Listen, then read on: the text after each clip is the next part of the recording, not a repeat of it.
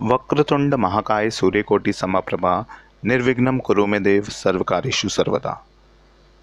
गुरु ब्रह्मा गुरु विष्णु गुरुदेवो महेश्वरा, गुरु साक्षात पर ब्रह्म तस्मै श्री गुरुवे नमः। सभी को मेरा नमस्कार। पंचतत्व ज्योतिष में आप सभी का बहुत बहुत स्वागत है।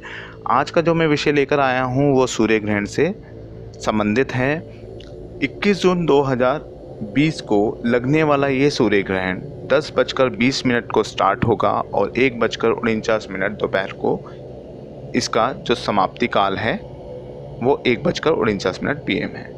इसकी जो मैक्सिमम कवरेज होगी वो 12:01 को होगी।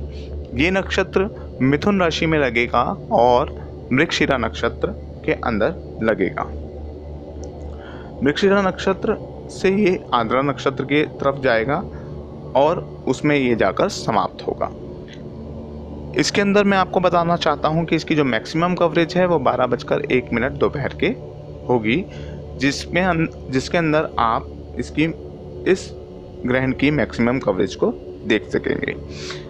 इस ग्रहण के अंदर इस ग्रहण को चूड़ामणि ग्रहण भी कहा जाता है, क्योंकि ये जब ग्रहण लगता है तो एक चूड़ी नुमा आकृति बना देता है। इसका जो असर है वो आपका नॉर्दर्न इंडिया और साउदर्न चाइना, जो चाइना भारत से ऊपर वाला पार्ट है उसके ऊपर आप देख सकते हैं, वहाँ पर इसका असर ज़्यादा महसूस किया जाएगा। दूसरी चीज़, इसका जो सूतक समय है वो 20 जून 2020 से शुरू होगा 9:52 रात के, और जो इसकी समाप्ति काल 1:49 21 जून 2020 तक रहेगा। इस समय जो चीज़ें नहीं करने वाली हैं वो हैं, ना तो खाना खाना है, ना ही पानी पीना है, ना ही कोई भी ऑस्पिशियस कार्य करना है जिसके अंदर जैसे कि पूजा पाठ हो गए, कोई भी शुभ कार्य इस दौरान वर्जित माने जाएंगे। कोई भी जो प्रेग्नेंट लेडी है वो घर से बाहर इस समय नहीं निकलेगी। प्रेग्नेंट लेडी ही क्या, कोई भी व्यक्ति इस टाइम बाहर ना निकले। जो भी रेज इस टाइम निकलेंगी, जो भी किरणें उसकी निकल रही हैं, जो भी ग्रहण की किरणें निकल रही हैं, वो किसी भी व्यक्ति पर नहीं पड़नी चाहिए। अगर किसी को इस दौरान जाना भी या निकलना भी पड़ सकता है तो वो अपने साथ तुलसी पत्र या फिर कुशा ग्रास जो होती हैं, जिसको हम दुर्वा भी बोलते हैं, वो अपने साथ में हमेशा रखेंगे। इस दौरान कोई भी आप मंत्र उच्चारण कर सकते हैं। दांतों में ब्रश भी करना वर्जित माना गया है, क्योंकि उस दौरान भी हमारे मुंह के अंदर चीज़ें जाना स्वाभाविक होता है। इस दौरान आप मंत्रोच्चारण कर सकते हैं। शांत बैठना ज़्यादा अच्छा है और मन ही मन में जो मंत्र है उसको उच्चारण करना है, ज़्यादा लाउडली उसको उच्चारण नहीं करना है। अगर ज़्यादा ज़रूरी है तभी आप पानी और शौच के लिए जाएंगे। ये जो ग्रहण है ये किसी देश विशेष पे क्या प्रभाव डालेगा, हमारे देश यानी कि भारत देश पे क्या असर इसका पड़ेगा, तो इसका असर जो है वो ज़्यादा पड़ेगा इकोनॉमी के ऊपर पड़ेगा। इकोनॉमी, क्योंकि जो भारत के सेकंड हाउस के अंदर इस ग्रहण का असर देखने को मिल रहा है, तो आने वाले जो 3 महीने हैं वो बड़े ही क्रूशियल रहने वाले हैं, बड़े ही नाजुक में रहने वाले हैं, नाजुक स्थिति में रहने वाले हैं, क्योंकि सेकंड हाउस जो होता है वो धन भाव का होता है। तो इकोनॉमी पर असर देखने को मिलेगा। स्टमक इशू रह सकते हैं, एब्डोमिनल जो डिजीज़ हैं वो हो सकती हैं। नॉर्थ इंडिया के ऊपर या नॉर्थ दिल्ली के ऊपर, नॉर्थ राजस्थान, नॉर्दर्न उत्तर प्रदेश, जो यहाँ पर जो स्थिति है वो थोड़ी ज़्यादा ही आउट ऑफ कंट्रोल रह सकती है। दूसरी चीज़, यहाँ पर जो हम देख रहे हैं वो जो क्रॉप्स हैं, फसलें हैं, वो ज़्यादा प्रभावित रहेंगी, क्योंकि जो नक्षत्र है वो जल तत्व का नक्षत्र के ऊपर भी इसका प्रभाव पड़ने वाला है। तो हम देखेंगे कि पानी से रिलेटेड भी काफ़ी चीज़ें आपको देखने को मिलेंगी, जैसे कि भारी रेन हो जाएगी, भारी बरसात हो सकती है, तूफान आ सकते हैं और कहीं सूखा पड़ सकता है। तो इसका सीधा असर क्रॉप्स आदि पर, फसलों आदि पर भी पड़ेगा।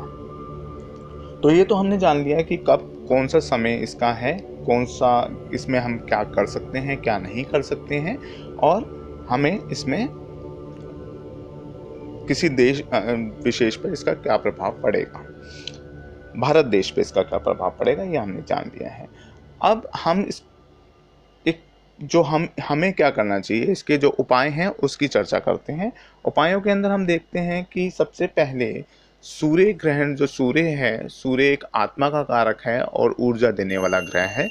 जब उसके ऊपर सूर्य, जब चंद्रमा बीच में आ जाता है पृथ्वी और सूर्य के, तो ये ग्रहण की स्थिति उत्पन्न होती है। यानी कि जब प्रतिछाया पड़ती है चंद्रमा की, तो चंद्रमा उसको ढक लेता है, तो हमें ऐसा लगता है कि वो एक शैडो में आ गया है। तो इस चीज़ के लिए जब एक ऊर्जा देने वाला स्रोत जो है वो ढक गया है, तो हमें इस काल में, जो मैंने टाइम बताया, जो शुरुआती टाइम है 10:20 सुबह से 1:49 तक, इस बीच हमें अपने ईस्ट का ध्यान करना है, हमें मंत्रोच्चारण करने हैं, क्योंकि हमें अपनी आत्मा, अपनी अंदर की इनर सोल को एनलाइटेड करना है, क्योंकि जो हमें ऊर्जा देने वाला प्लैनेट है वो उस समय किसी छाया के पीछे छुप गया है। तो हमें अपनी आत्मा के पीछे, क्योंकि हमारा मन कमज़ोर ना पड़े, हमारी आत्मा कमज़ोर ना पड़े, उसके लिए हमें ये कार्य करना है। तो इसलिए मंत्रोच्चारण इसका बहुत ही अच्छा उपाय है। नेगेटिव विचारों को मन में नहीं आने देना है, हमेशा सकारात्मक सोचना है। मैं अब उपाय बताने की शुरुआत करता हूँ। सबसे पहले सुबह उठकर स्नान कीजिए। 10:20 से पहले स्नान आप सुबह कर लेंगे और तुलसी पत्र उसमें डाल देंगे। उसके बाद जो स्नान नहीं कर सकता है वो सिर्फ और सिर्फ अपने कान धोकर भी स्नान के बराबर उसको फल प्राप्त हो जाएगा। काले तिल संपूर्ण घर में बिखेर कर उसको ग्रहण काल की समाप्ति के बाद उसको झाड़ू से एकत्रित करके उसको बहते पानी में विसर्जित कर दीजिए। दूसरा उपाय, सूखा नारियल लेकर आए घर के अंदर और घर के सभी सदस्यों के सर से टच करके उसको घर के बाहर रख दें, और जैसे ही ग्रहण की समाप्ति होगी आप उसको जल प्रभावित कर देंगे। दूसरी चीज, तीसरा उपाय जो है वो है कपूर। 1 डली कपूर के अंदर 5 लौंग डालकर उसको जला दें मिट्टी के कटोरे में, जिससे कि घर के अंदर एक जो सकारात्मक वातावरण रहेगा और नकारात्मक ऊर्जा का प्रसार नहीं होगा। कंबल के आसन पर बैठ के सूर्य के मंत्र की उच्चारण कर सकते हैं अभी, या किसी भी आप अपने इष्ट का या कोई भी आप मंत्र जो आप सिद्ध करना चाहते हैं वो आप इस समय मंत्र का उच्चारण कर सकते हैं। अब मैं कुंडली के हिसाब से बता देता हूँ चीज़ें, जो कुंडली के अंदर आपके योग हैं उसके हिसाब से। मान लीजिए किसी का सूर्य राहु के साथ में बैठा हुआ है, तो वो भी सूर्य ग्रहण की स्थिति है। सूर्य केतु के साथ में बैठा हुआ है तो वो भी सूर्य ग्रहण की स्थिति है। यदि किसी का प्रथम भाव में राहु बैठा हुआ है या पंचम भाव के अंदर राहु बैठा हुआ है, तो ये भी एक स्थिति जो है वो सूर्य ग्रहण की बन जाती है।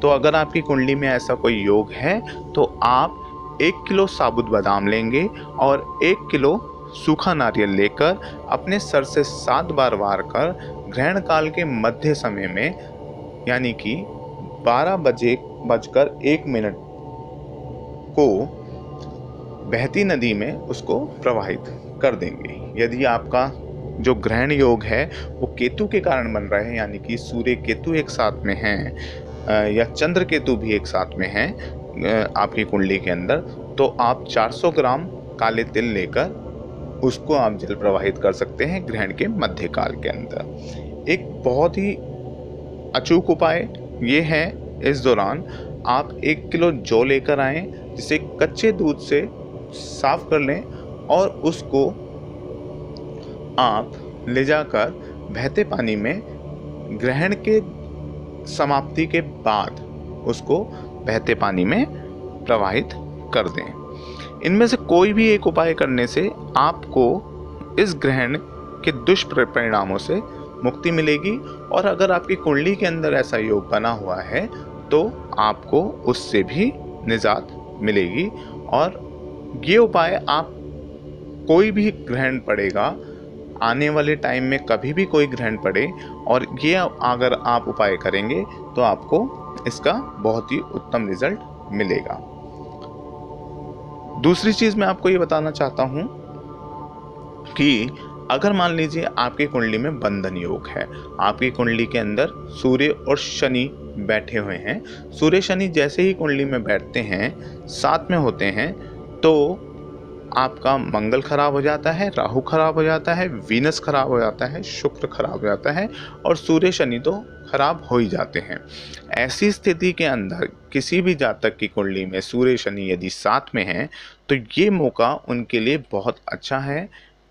इस मौके का आप पूर्णतः फायदा उठाइए, क्योंकि इस मौके पर किए गए उपाय आपको 10 गुना ज़्यादा रिजल्ट प्रदान करते हैं। तो आप करेंगे क्या, आप 1 मुट्ठी साबुत बादाम लेंगे और साबुत बादाम जो शनि का रूप भी हैं उनको आप लेकर ग्रहण काल के मध्य में या ग्रहण काल के बाद आप उसको जल प्रवाहित कर सकते हैं। और ये उपाय आप हर ग्रहण, जो भी ग्रहण पड़ते हैं, सूर्य ग्रहण पड़ते हैं, हर साल ही पड़ते हैं, तो आप उस दौरान आप ये उपाय करके सूर्य के बंधन योग, सूर्य और शनि के बंधन योग से भी मुक्ति प्राप्त कर सकते हैं। तो ये मेरा जो संपूर्ण जो मैंने जानकारी थी वो इसके अंदर मैंने आपको दे दी है। आशा करता हूँ आपको ये जानकारी पसंद आई होगी। मेरे चैनल को लाइक और सब्सक्राइब करना ना भूलें, मेरे फेसबुक पेज से जुड़ें और इस ग्रहण में इन चीज़ों का जो मैंने चीज़ें बताई हैं उनको कर आप लाभ प्राप्त कर सकते हैं। धन्यवाद।